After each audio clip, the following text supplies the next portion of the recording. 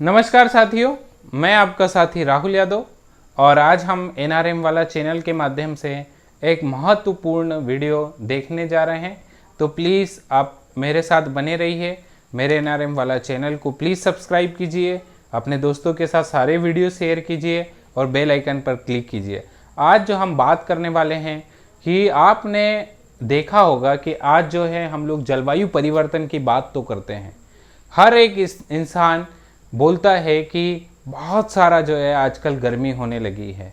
आप देखते भी होंगे कि आपके आसपास पहले जो है इतना टेम्परेचर नहीं होता था, परंतु आज जो है बहुत सारा तापमान बढ़ गया है। दूसरा, आपने देखा होगा कि पहले हमारे पूर्वज जो है बिना कूलर के रहते थे, पर आज कोई भी आदमी जो है बिना कूलर का सर्वाइव नहीं कर सकता है। इवन यहाँ तक कि हम देखते हैं कि लोग आजकल एसी में रहना चालू कर दिए हैं। तो ये बहुत ही एक बड़ा विषय है जिसको हम लोग बोलते हैं कि ग्लोबल वार्मिंग के कारण जो है इतना टेम्परेचर बढ़ रहा है। तो ग्लोबल वार्मिंग जो जितना प्रभावशील हो रही है उसके पीछे का कारण क्या है? तो सबसे महत्वपूर्ण कारण यह है कि लोगों ने जो है वनों की कटाई ज़्यादा से ज़्यादा की है। तो आज जो है हम लोग बात करते हैं कि जो हमारी पृथ्वी है, पृथ्वी पर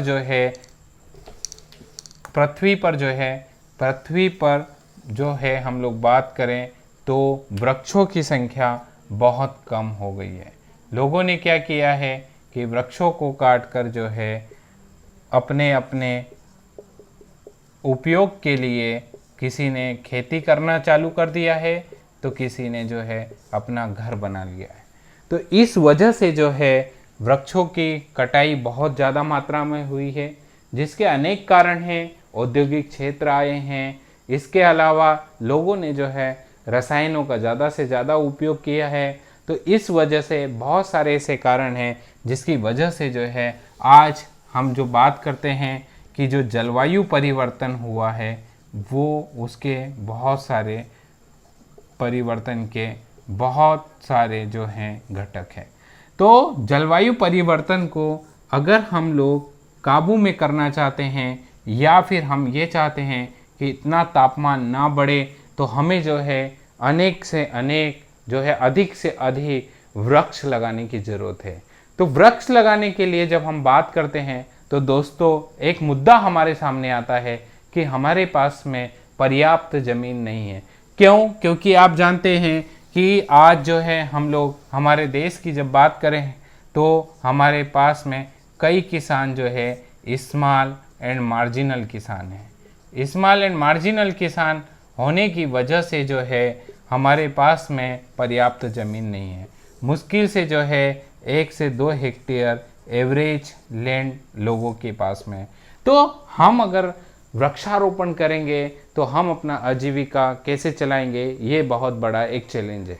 परंतु मैं आपको एक ऐसी टेक्निक के बारे में आज बताने वाला हूँ जिसके साथ साथ हम लोग क्लाइमेट जलवायु को भी जो है बरकरार रख सकते हैं और जो है हम अपने खेतों से अपनी आजीविका उपार्जन हेतु इतना हम लोग फसल भी उगा सकते हैं।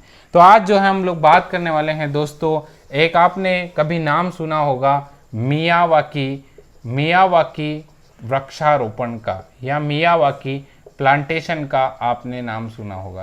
कितने लोगों ने नाम सुना है? यदि नहीं सुना है तो प्लीज़ आप मेरे इस वीडियो को देखिए और मैं आपको जो है मियावाकी के बारे में बेसिक से सारी डिटेल जो है बताने वाला हूँ। तो मियावाकी दोस्तों, मियावाकी एक जो है हमें ऐसा लगता है कि मियावाकी कॉन्सेप्ट क्या होगा। तो मियावाकी मैं आपको बता दूं कि मियावाकी एक जो है जापान के एक वैज्ञानिक का नाम है। किसका नाम है? जापान के एक वैज्ञानिक का नाम है। जापान के वैज्ञानिक जिनका पूरा नाम था अकीरा मियावाकी। तो अकीरा मियावाकी जी ने क्या ऐसा प्रयोग किया कि जिनका नाम आज पूरे देश में, पूरे विश्व में जो है गूंज रहा है और उनकी हमने तकनीक को जो है एडॉप्ट कर लिया है और उसके कारण जो है आज हम बोल सकते हैं कि क्लाइमेट को अगर बचाना है, जलवायु को अगर व्यवस्थित रखना है, तो मियावाकी के कॉन्सेप्ट को अपनाना होगा। तो दोस्तों ये जो है जापान के वैज्ञानिक ने एक ऑब्जर्वेशन किया। आप भी जब जाते हैं कहीं पर यात्रा करते हैं तो आपने देखा होगा कि जब हम लोग जब वृक्ष लगाते हैं तो हम लोग वृक्ष का जो है प्रॉपर डिस्टेंस, प्रॉपर लेआउट, सारी चीज़ों को जो है हम लोग ध्यान रखते हैं।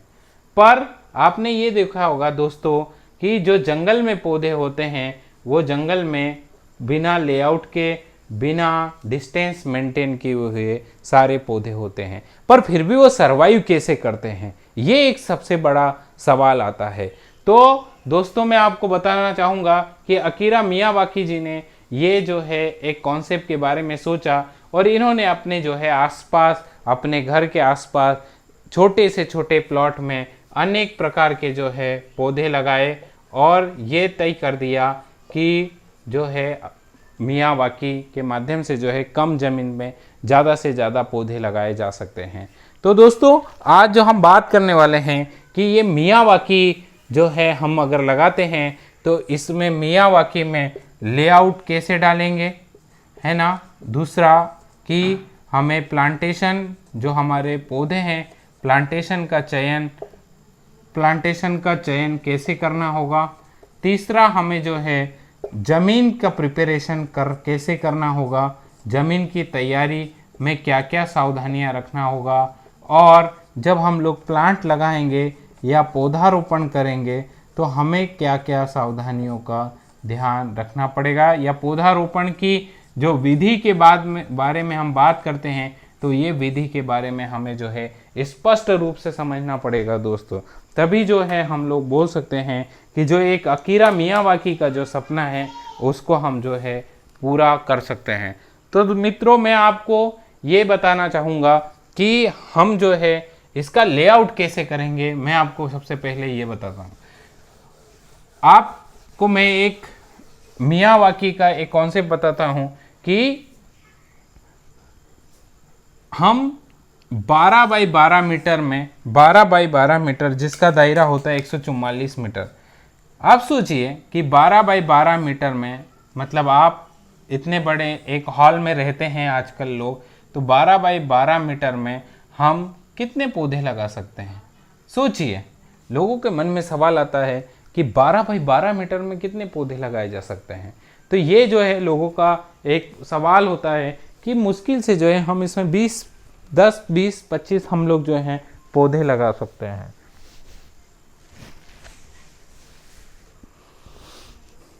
परंतु दोस्तों मैं आपको बताना चाहूँगा कि अकीरा मियावाकी जी के कॉन्सेप्ट की अगर हम बात करें तो हम इसी 12 बाई 12 मीटर में लगभग जो है हम लोग 144 मल्टीप्लाई बाई 3 मतलब 3 चौक 12, 1 3 चौक 12 1 13 और 3 1 हम लगभग 432 पौधे हम लोग जो हैं इसमें लगा सकते हैं और बड़े कर सकते हैं। ये बड़ा एक अचंभा लगता होगा आपको भी कि इतनी सी जगह में 12 बाई 12 मीटर में 432 पौधे।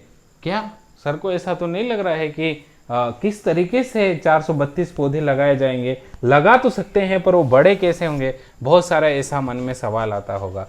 परंतु क्या होता है कि मैं आपको एक कॉन्सेप्ट बताता हूँ कि जब हम अकेले कहीं पढ़ाई कर रहे होते हैं तब हमें जो है हमारे बीच में कोई कॉम्पिटिटर नहीं रहता हमारे साथ में, तो हम अपने हिसाब से जो है पढ़ाई करते हैं और जो भी हमें नंबर आता है उसमें हम लोग जो है खुश हो जाते हैं। परंतु दोस्तों अगर हमारा कोई कॉम्पिटिटर हो, मतलब एक हमारे साथ में और कोई जो है सेम हमारे साथ में पढ़ाई करने वाला है, तो हम जो है दुगनी मेहनत से पढ़ाई करेंगे, वो भी दुगनी मेहनत से पढ़ाई करेगा। तो इसका मतलब क्या है कि हम अगर इतना मेहनत से पढ़ाई करेंगे तो जो है हम लोग आगे निकलने की कोशिश करेंगे। और ये अकीरा मियावाकी की जो हम बात कर रहे हैं तो ये जो है प्लांटेशन भी एक लाइफ है, एक जीवन है। और जिस तरीके से हम अपने जीवन यापन के लिए अपना खाना बनाते हैं, अपना पानी पीते हैं, तो उसी तरीके से जो है पौधे भी खाना बनाते हैं, पानी पीते हैं, श्वास लेते हैं। हर प्रकार की मतलब पौधों को भी जो है दर्द होता है, जिस तरीके से हम उनको काटते हैं। तो ये सारी चीज़ें जो हैं लाइव एक जीवन की तरह जो है पौधे भी अपना जीवन यापन करते हैं। तो इसमें कहना ये है कि अगर हम अगर हम अलग अलग पौधे लगाते हैं तो पौधे जो हैं एक ही गुना बढ़ते हैं। अलग अलग पौधे जब लगाते हैं कितना गुना बढ़ते हैं? 1 गुना। परंतु जब हम साथ में पौधे लगाते हैं, साथ में तो पौधे कितना गुना चलते हैं? 10 गुना, मतलब 10 टाइम्स जो है प्लांट ग्रो करता है।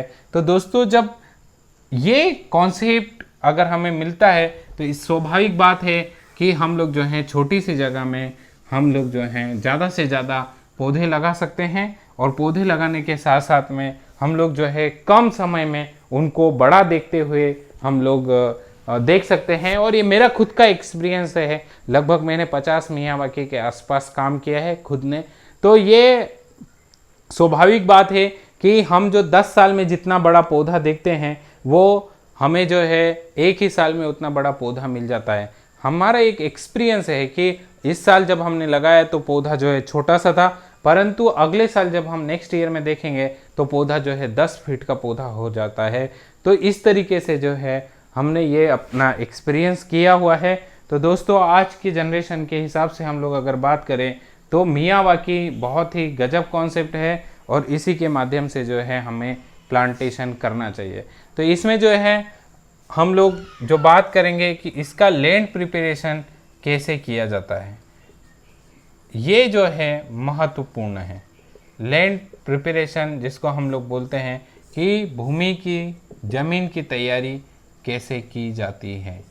तो ज़मीन की तैयारी करने के लिए दोस्तों मैं आपको बता देता हूँ कि हमें जो है ध्यान रखना होगा कि जब मई का महीना आता है, मई के महीने में हमें क्या करना है, जो हमारी ज़मीन की लेयर है वो ज़मीन की लेयर से 1 मीटर गहरी मिट्टी को निकाल कर उसे क्या करना है कि एक जगह जो है इकट्ठा कर देना है।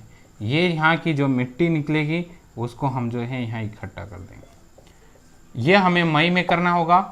फिर उसी महीने में हमें क्या करना होगा कि इस मिट्टी में हम ऐसे कुछ चीज़ें मिलाएं जिसकी वजह से जो है मिट्टी की प्रोडक्टिविटी बढ़ सके, इसकी वाटर होल्डिंग कैपेसिटी बढ़ सके, मतलब वाटर रिटेंशन वाला बढ़ सके।